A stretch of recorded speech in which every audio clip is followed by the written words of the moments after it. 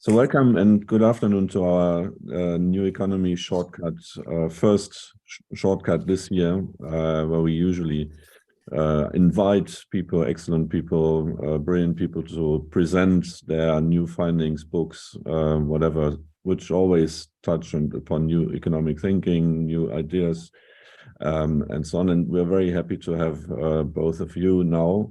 I will immediately hand over to David Kleffling, my colleague, who has accepted to moderate the session and who will introduce you both. And very happy to have you and to have an exciting discussion about a very important topic. David. Thank you, Thomas. So welcome to our today's shortcut, where we will talk about globalization, or rather deglobalization.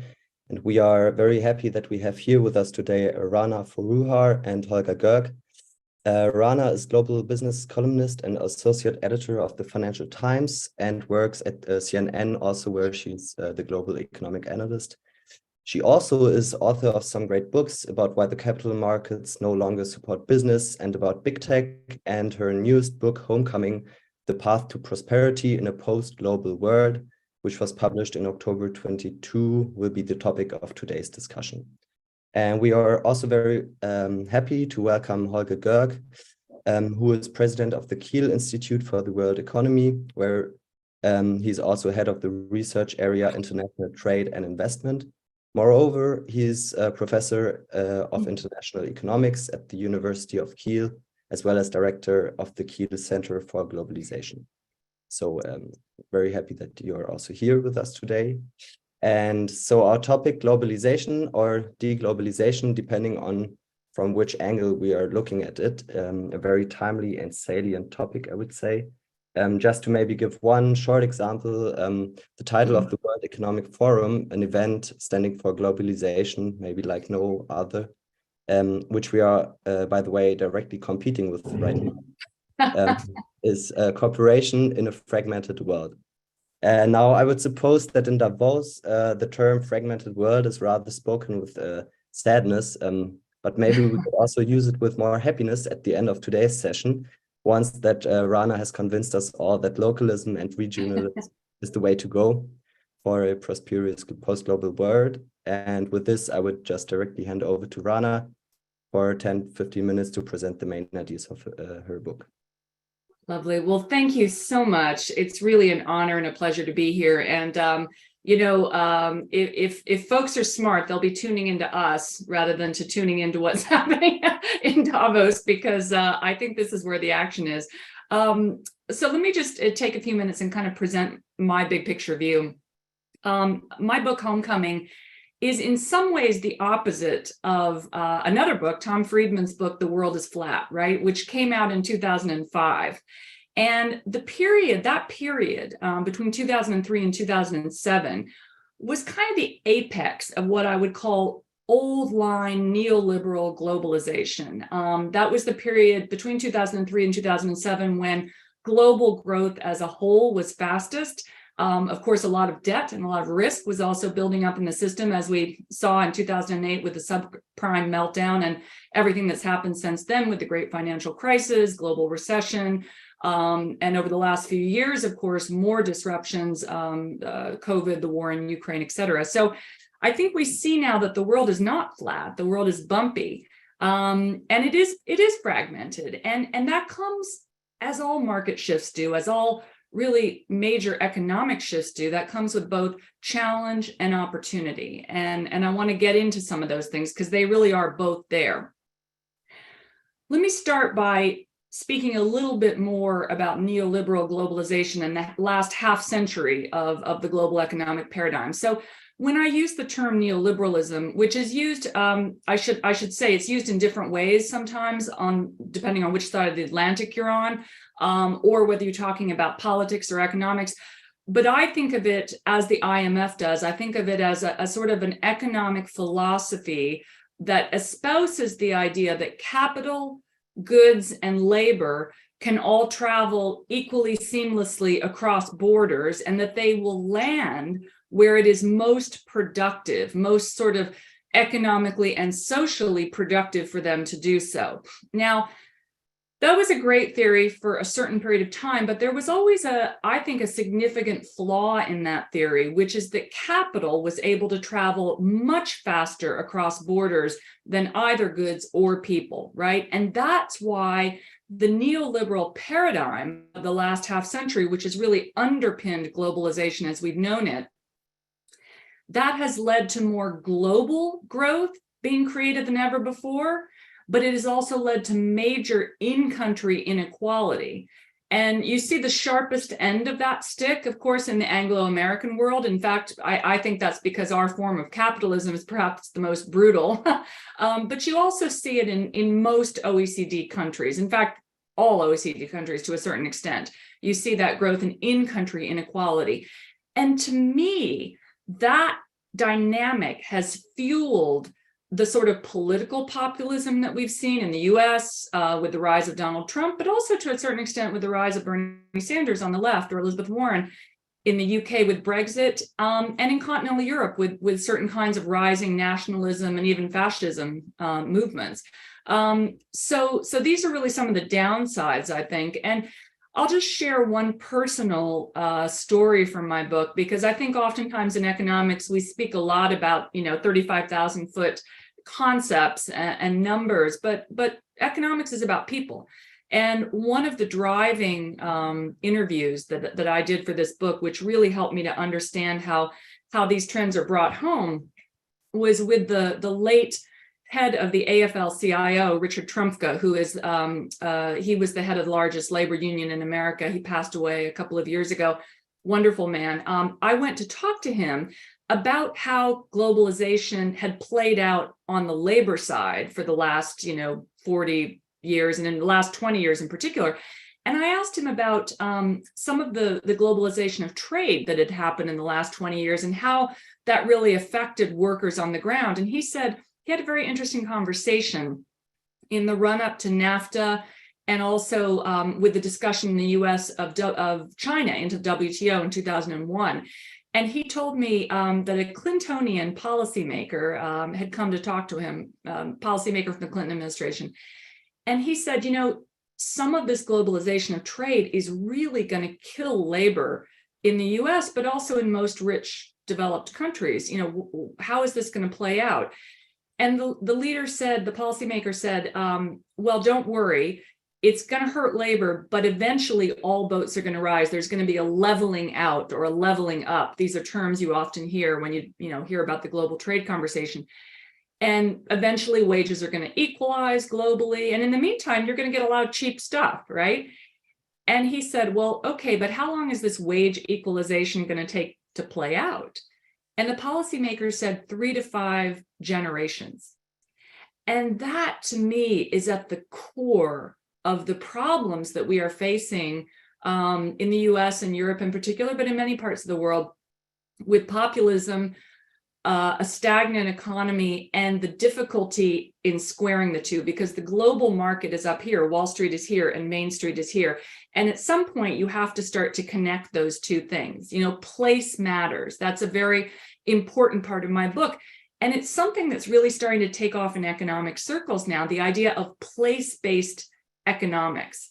Our models are still built to assume that place doesn't matter, that you could be creating jobs in Berlin, you could be creating jobs in Florida, you could be creating jobs in Beijing. It's all the same.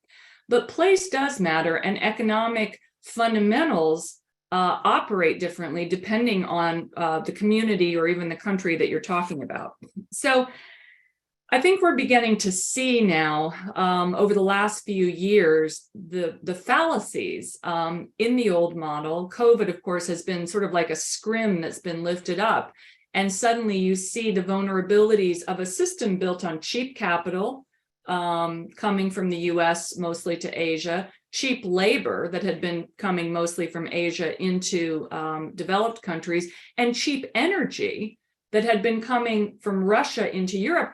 All those things are now going, and we're beginning to see the bumps, and we're beginning to see that it does matter if you get your energy from an autocrat. It does matter if your cotton is farmed in a place that there are no proper labor or environmental standards. And I think that you're beginning to see not just policymakers, but even CEOs and certainly consumers and citizens saying, is cheap really cheap? You know, we've had this idea that as long as consumer prices are falling and share prices are going up, everything is okay. But cheap isn't always cheap. And I'll share an example, just one more example, perhaps, before I wrap up and pass to questions from my book.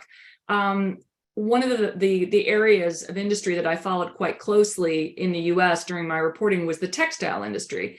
And some people would say, well, why did you follow textiles? It doesn't really matter. It's not a high value industry, but it's a great industry to see the real effects of the outsourcing of the industrial commons in the US in particular over the last 20 years. Because when China came into the WTO in 2001, the textile industry basically just fell off a cliff in the US. Everything went to Asia.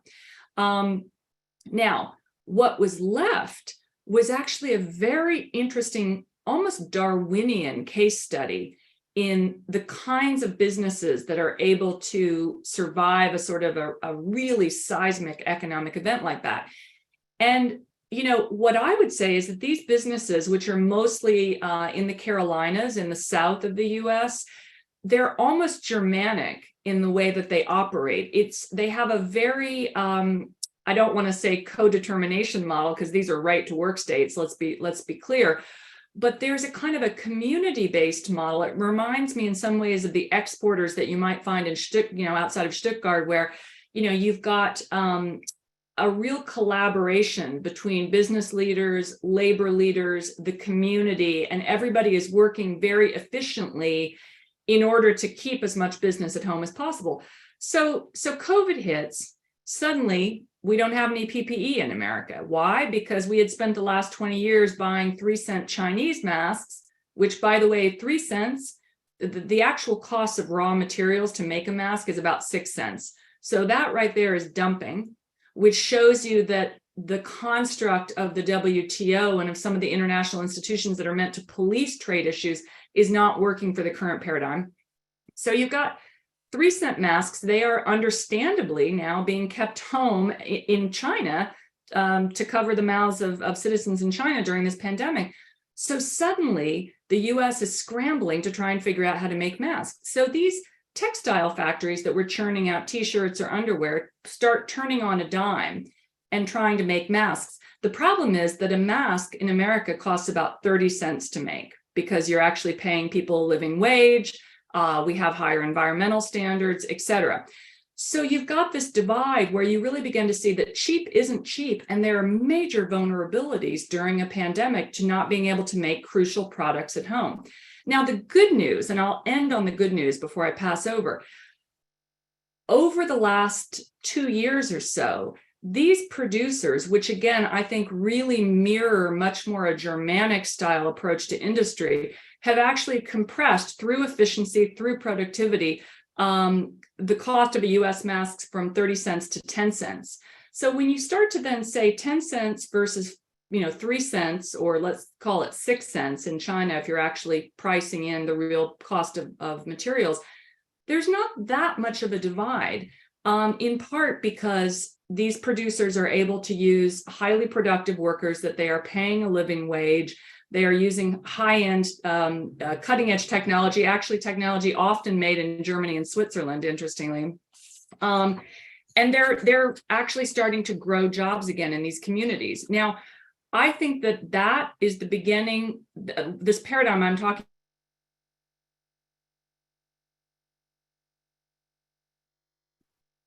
about is the beginning of a real localization, regionalization, the high end, and you're going to see more of that. You're seeing it at the low end because the wage energy arbitrage in Asia no longer makes sense to choke cheap goods all the way from Asia to the US or to Europe. So at both the higher end and the lower end, you're beginning to see that it makes sense for reasons that may be geopolitical or reasons that may be more economic to do more production locally and regionally. And I frankly think that that is good for the world. This is not an anti-globalization message. This is a message about remooring the global economy and the well-being of national communities, because ultimately, if you don't have a voting public that believes in globalization, that's a problem for everyone.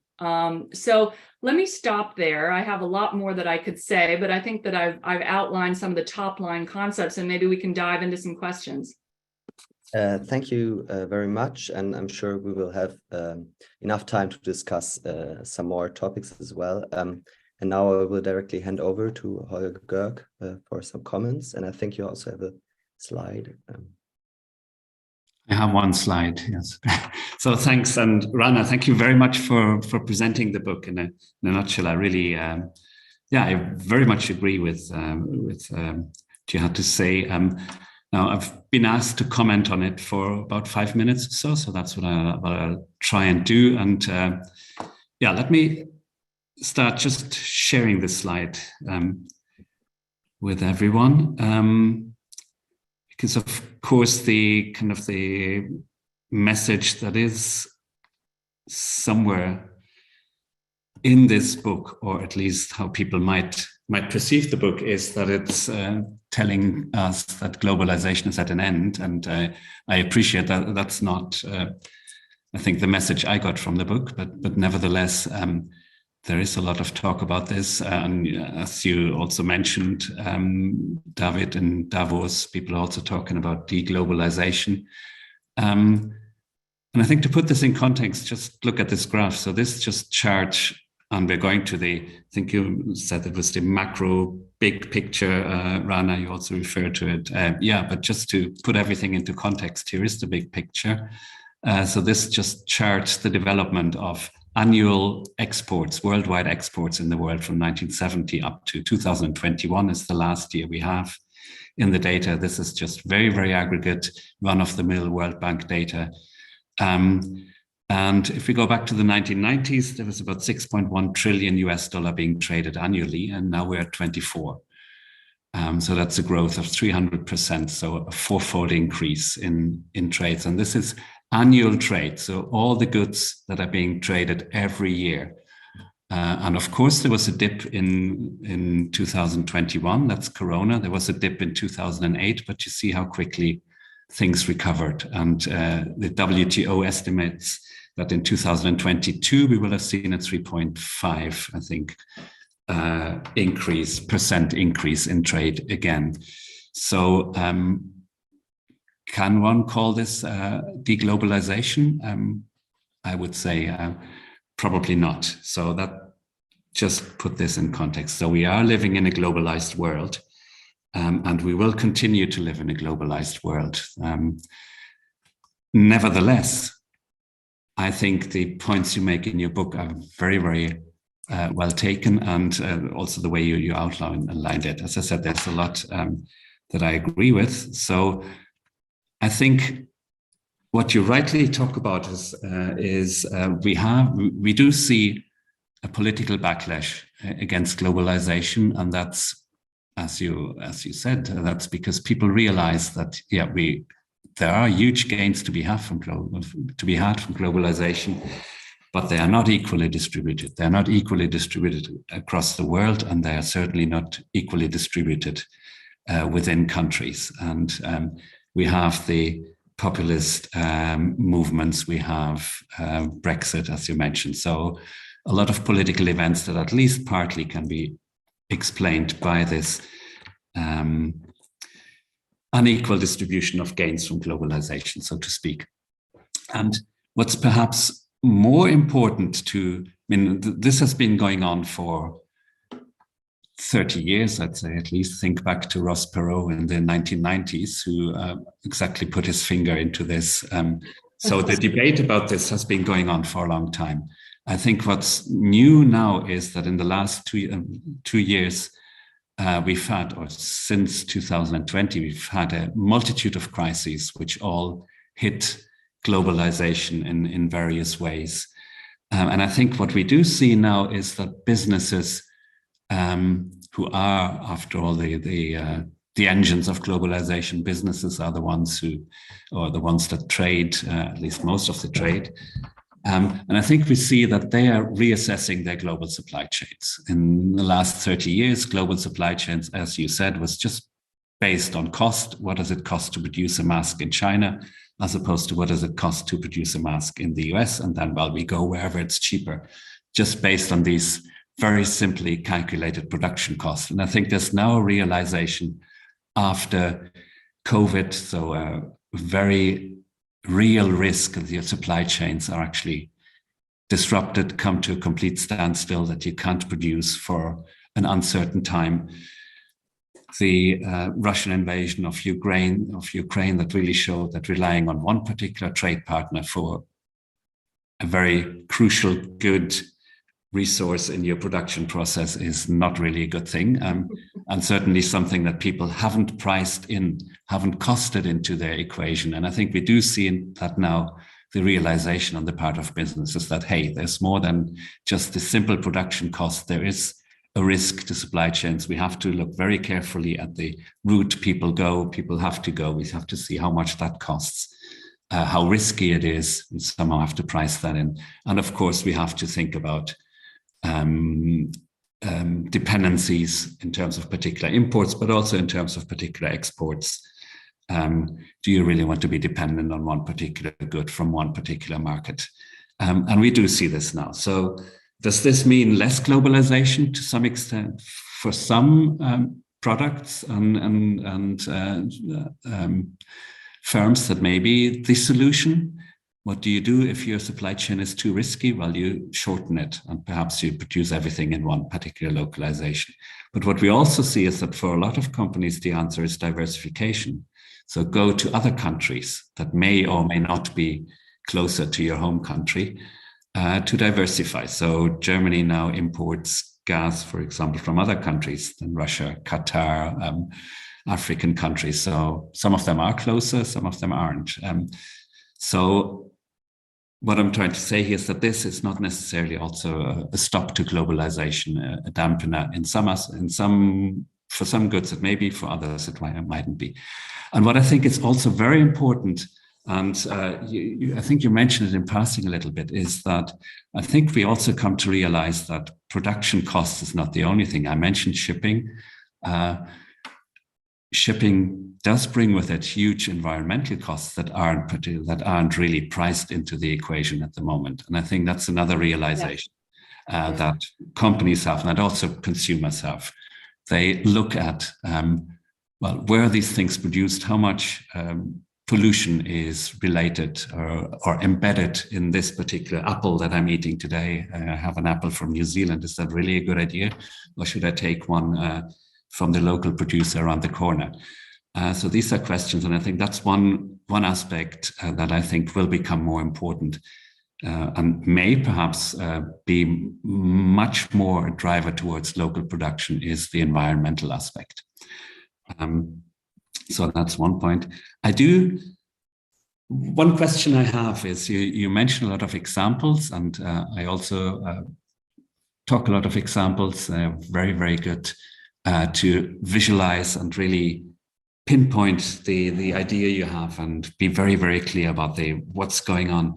But I wonder, and I don't have an answer, I wonder, is this really what we're seeing, or what you describe? Is this a general trend? So do we really see a substantial general change in how we behave, how production chains are organized, how consumers behave? Or are they just a few examples that we have? So do consumers really value sustainability in local production? Yet we do know, and I know anecdotal evidence and particular groups in society, yes, it is very important. In others, it isn't. And of course, one of the most, if we think more globally again, or more abstractly again, one of the most important benefits from globalization, especially in our industrialized countries, is that consumers can benefit from lower prices. You mentioned the masks. It's a huge difference. And the same applies to t-shirts or clothing or goods across the board. It's a huge difference if your mask costs 3 cents and it's imported from China, or whether you produce it for 30 cents. Some consumers can and want to afford it. Others might want to, but can't. So that's an open question to me. The same in terms of production chains. Yeah, I know I've talk to businesses, and they are thinking about reorganizing their production chains, reducing dependencies. Is this really a general trend? The German manufacturer Bosch produce a lot of, among other things, parts for the automobile industry. They've just announced they're going to invest a new 1 billion investment in China to build production facilities there. So this is completely against this trend that we've just been describing. And I don't know whether that's just the exception from the rule, or whether the examples we have are the exceptions from the rule. And just my last point, and then I'll shut up. I think what we also haven't mentioned is we mentioned the crises, I mentioned the dependencies, and of course there are a lot of political factors. You know, consumers also think about politics perhaps a bit more, and you do mention this in your book as well. And I think there the elephant, the big elephant, or should I say the dragon in the room, is really China. So is this, I think a lot of the reorganization that's going on now in the US, perhaps even more so than in Europe as of yet, is driven by China, a perceived, perhaps real threat from China. So I think there's less concern about other autocracies. Germany seems to be quite happy to import gas from Qatar, or deal with others, other Arab oil-producing countries. And we're quite happy to import critical resources from African countries that are perhaps not really as democratic as we would wish them to be. But I think the real driver of this whole process and of this discussion is China, even though it's not really mentioned in all. And I think that's where I leave it, and perhaps we can start a discussion from there. That all makes a lot of sense. There's a lot that you've packed in a really rich area to bounce around here. Let me start with China, which I agree with you. Actually, I completely agree with you that China has been the driver of, we can call it deglobalization, we can call it regionalization, we can call it decoupling, whatever you want to call it. You can go back to 2015 and you can see in the Made in China 2025 plan that the party put out at that stage, that was really a roadmap to where we are now, in the sense that China was saying, I think for quite good reasons, look, we are now at a point in our economic development where we are both a producing but also a consuming nation. So we have enough rich consumers at this stage that it makes more sense for us to have a more regionalized ecosystem, for us to keep more of our production at home, for us to own and develop more of our own supply chains and our own resource pathway, which is pretty much what the One Belt, One Road strategy is all about. Now, you can call it mercantilist, you can call it whatever, and I want to almost bookmark today's China and the politics of Xi Jinping, which we don't, I think, completely know yet where that's going to end, and the more technocratic policy path that China wants to take, which I think there are extremely good reasons for.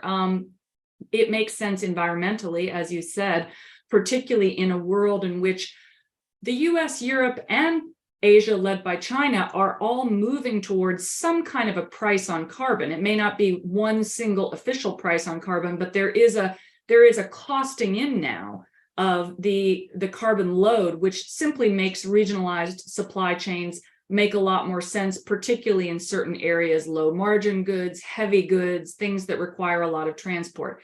So that's point number one.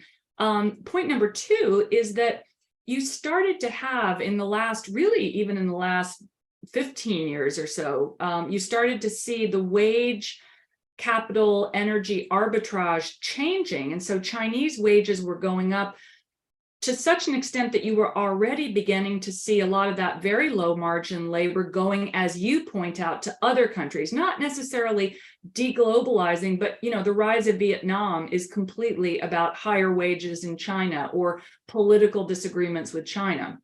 So totally agree with you that you are going to see a reconfiguration, perhaps, of globalization in certain ways. Now, there is also this, and this is where we get into the very contentious issues, there's also this one world, two systems paradigm or problem, whatever you would call it, that certainly the US and China, but I would argue Europe and China have fundamentally, fundamentally different political economies, and that it is going to be under the current rules of trade as they are enforced at the WTO, very difficult to square that circle. And that's something that I always noticed when I would go to China over the last, 25 years or so. You would just sort of look around and think, why does anyone, particularly Americans are very arrogant about this point, why does anyone think that China is going to seamlessly come into the Washington Consensus when they have this old, large, diverse economy and country that has its own laws of gravity?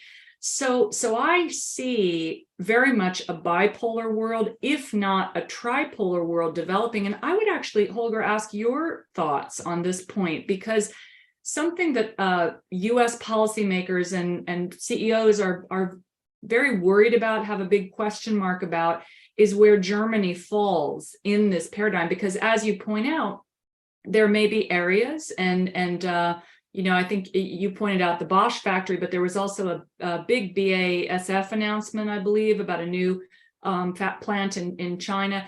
So there does seem to be, in some ways, more of a coupling. But on the other hand, Germany has always had such a strong export economy and did not make the mistake, I think, of the Anglo-American world sourcing its own industrial commons. So there's still a strength in local economies that perhaps makes you better positioned in some ways to capitalize on some of these trends. I don't know. What do you think? I think that's a really, really important question, and it's a very, very interesting area. I think one reason why we are in this position now is that, in contrast to the US, I think the US started seriously thinking about China 20, 30 years ago, and both economically as well as politically. I think Germany kind of missed that, and it's really, I think they were quite happy to continue with business as usual. And economically, it worked out fine. Politically, it worked out fine. I think now, for the last 2 years, since COVID, and particularly, I think, since the Russian invasion in the Ukraine, people have realized, oh, look what can happen if you really rely on one country very, very strongly. And I think there's now politicians seem to have woken up. So the German government is working on a strategy, how to deal, how to work, how to deal with China. I think businesses, you really see it's quite divided. You do have, particularly the large multinationals, where they are changing their risk assessment, but obviously not to that extent that they really believe that China is a particularly risky location, neither in terms of producing there and certainly not in terms of selling there.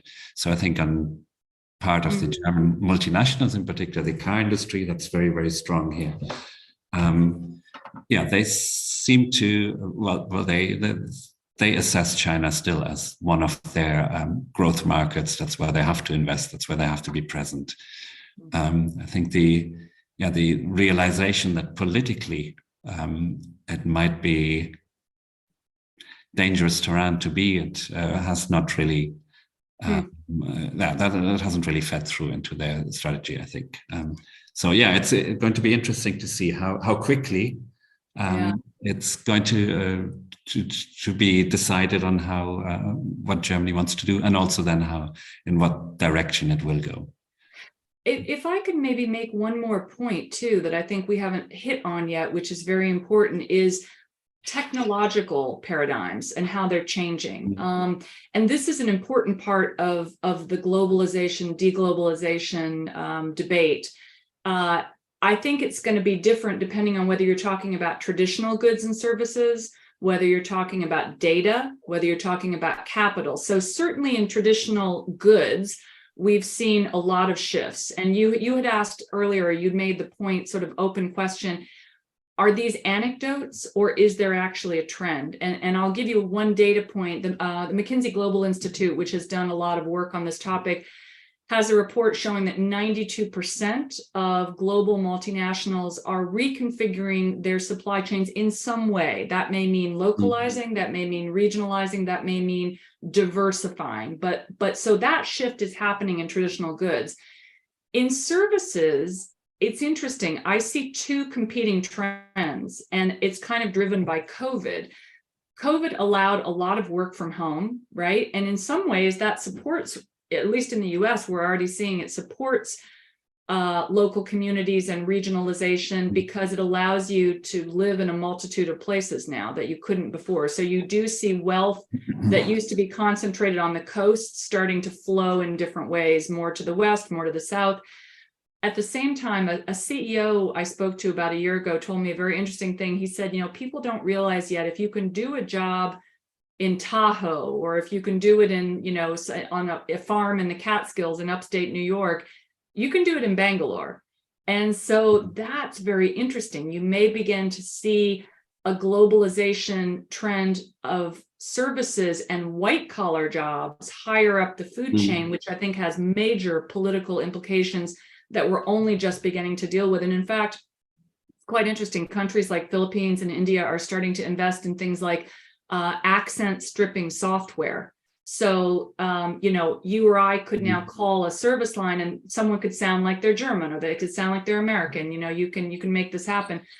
So that's another point. Now, data, well, actually, let me go back. Capital, I think, is regionalizing and has been doing to a certain extent since the financial crisis. There was a kind of a retrenchment in capital. And I think that you're going to continue to see, I don't want to use the word balkanization, but, a separation of capital between the US and China for reasons that are just simply going to be legislative. I mean, the US is putting all kinds of restrictions on Chinese capital and also the ability of US firms to do business in China, as we've seen.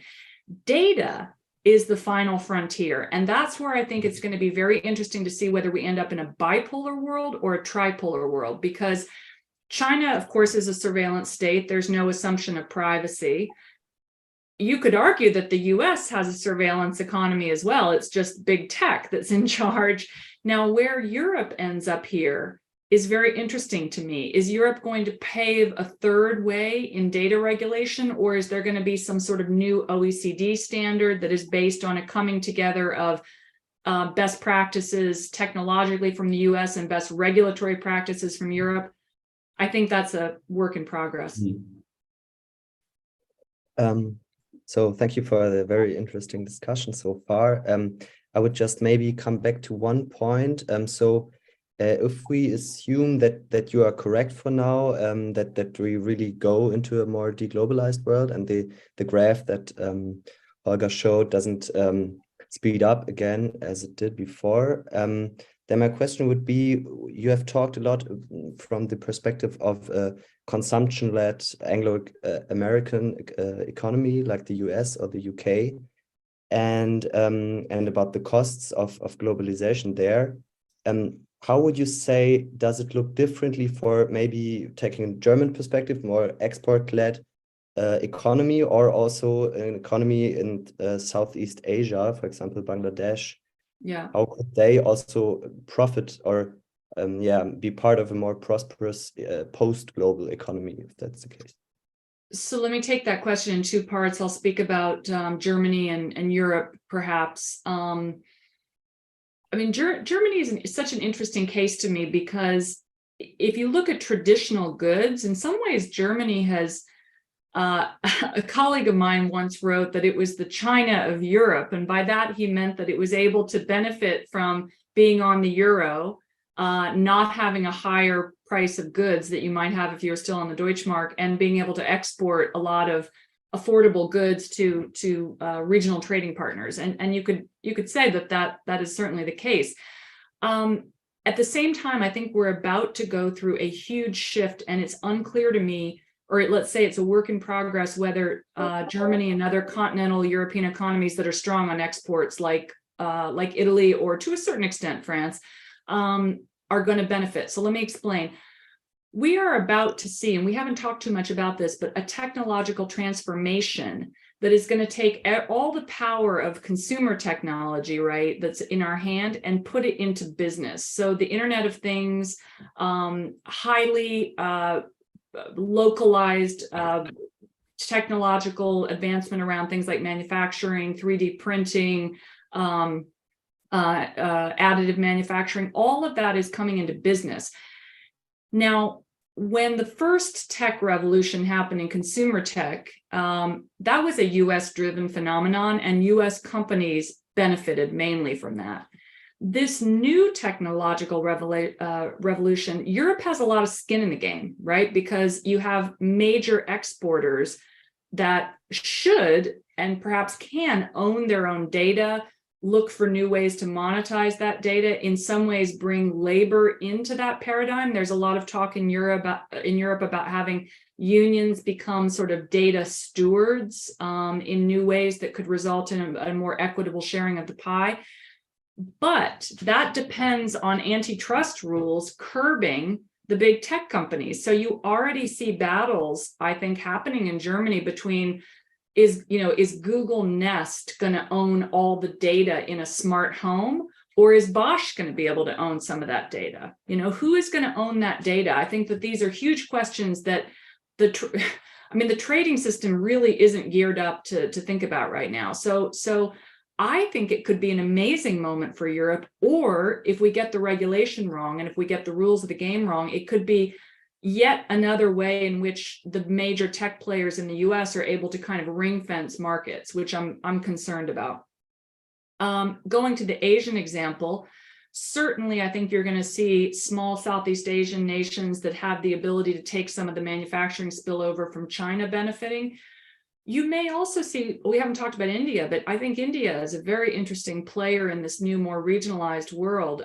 It's a consuming economy, also production economy, but like China has the ability to kind of pull smaller nations, Bangladesh, et cetera, into its orbit.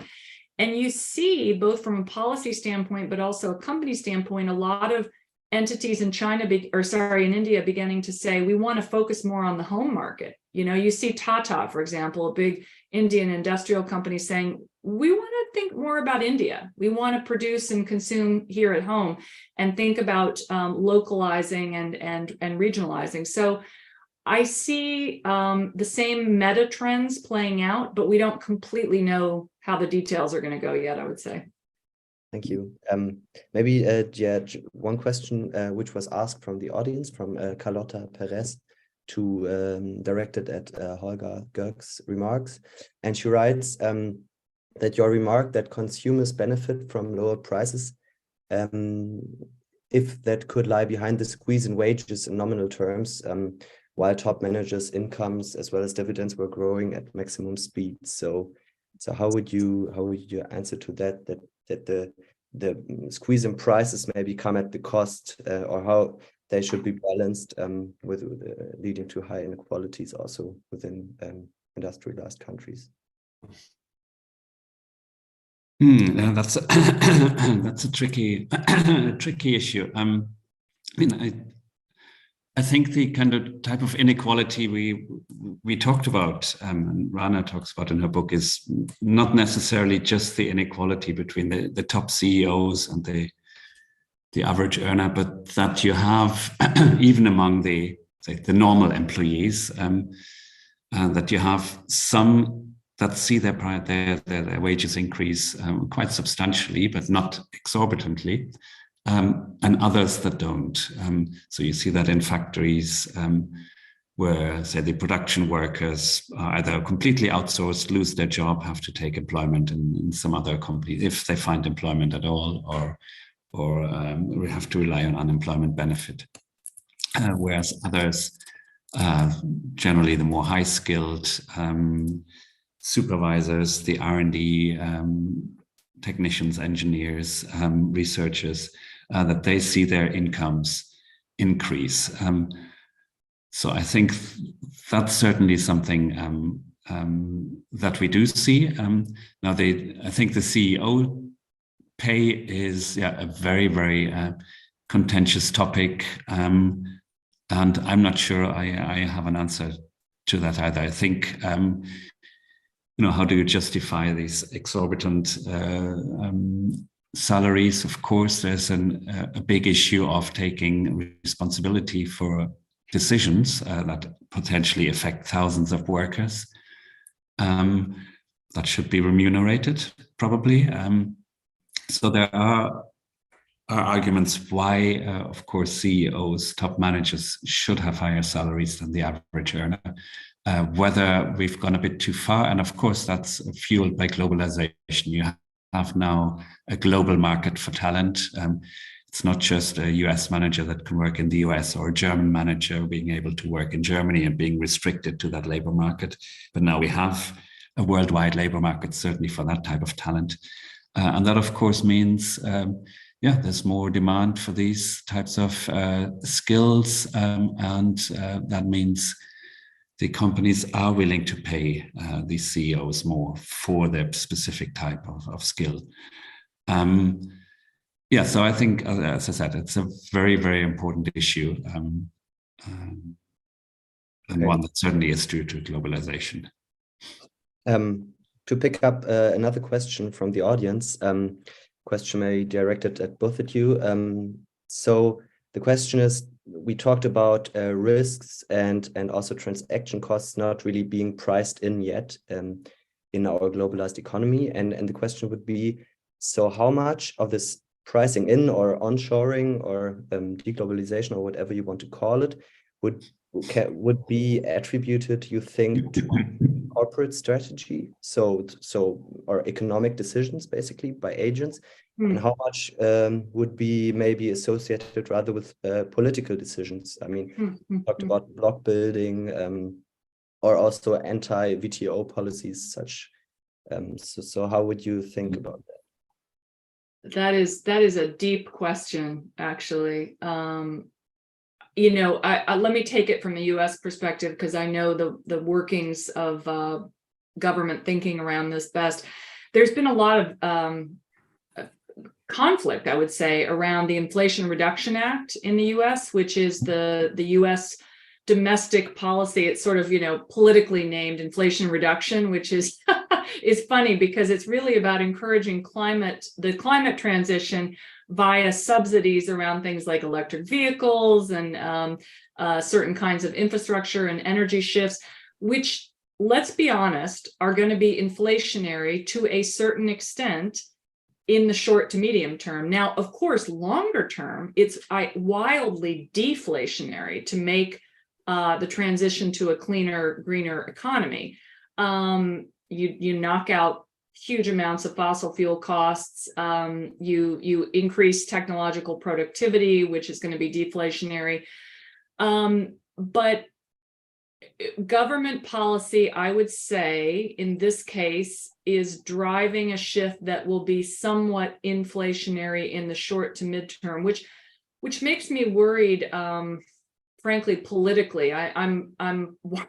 We have another election in 2 years in the US, and it's unclear who's going to be the Republican candidate. It's unclear where inflation numbers are going to be at that point. Unfortunately, voters everywhere, but particularly in the US, have very short attention spans. And, you hear a lot of people blaming the current inflationary environment on President Biden and his policies. So that's worrisome. In terms of what companies are doing and can do, this gets to Carlotta's question, I think, about essentially the balance between capital and labor, because you have wages that, let's put aside the wage gains of the last couple of years, which are kind of a blip in some ways, I think. You have you have wages that have been stagnant for 20 years, basically, in the US and many parts of the rich world. Less so Germany for all the political reasons we know, but in the US and certainly in the UK, wages have been depressed because corporate margins have been so high. I think companies have the ability to shift some of that labor capital balance. And I think that in the US in particular, they could do so by really committing to a higher productivity workforce, really investing in training. We could make certain tweaks in our own tax policies that would actually reward that investment rather than incentivizing debt and kind of following the University of Chicago model of as long as consumer prices are falling, as long as share prices are up, everything's good. But these are heavy lifts, right? And these are multi-decade lifts because it involves a rejiggering of the political economy in really quite a profound way, at least in the Anglo-American world. Holger, do you want to add something to the question? Or? Yeah, I again fully agree. I think in terms of, so where's the balance, corporate decisions or political decisions? I think at the end of the day, it is, first of all, corporations that make decisions about where they want to produce and where they want to sell, importantly. And these decisions are made on economic characteristics, so the economic decisions. And so to some extent, they are, they're taken to maximize profits of firms with whichever time horizon one has. But one assumes that they are business-like decisions. So can the state really, can the state be a better actor than the individual businesses? That's very questionable. And should the state really, and will the state, certainly in Europe, really want to get involved in very, very protectionist policies? I'm not so sure they want to. I think also as long as they're, certainly in Europe, there's still some hope that the WTO is working to some extent. Of course, there are restrictions on what a state can do in terms of trying to curb imports, exports, foreign investments, and so on. So I think certainly in the short run, I would guess that we will see a lot of adjustment on the business side. That's not necessarily forced by state policies, by country policies. Okay, thank you very much. Sadly, we are already at the end of our today's session. I want to thank you both very much for your comments, and also I want to thank the audience for their questions and their attendance. And have a good afternoon or day, and see you next time. Thanks so much for having me, and thank you, Holger, for your very thoughtful comments. And thank you. Thanks, Rana, for the talk. Really exciting. And thanks, David. Thanks, Thomas, for the invitation to be here. Thank you. Yeah, thank you. Nice day. Okay.